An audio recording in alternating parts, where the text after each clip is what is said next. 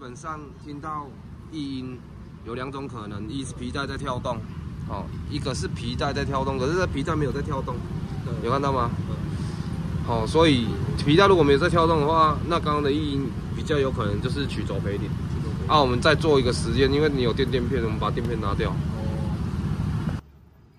原本垫了3片垫片，那我们不要垫，好，我们先把它垫在里面。所谓的垫在里面是要让普利盘，普利盘去夹皮带，能够夹紧，好。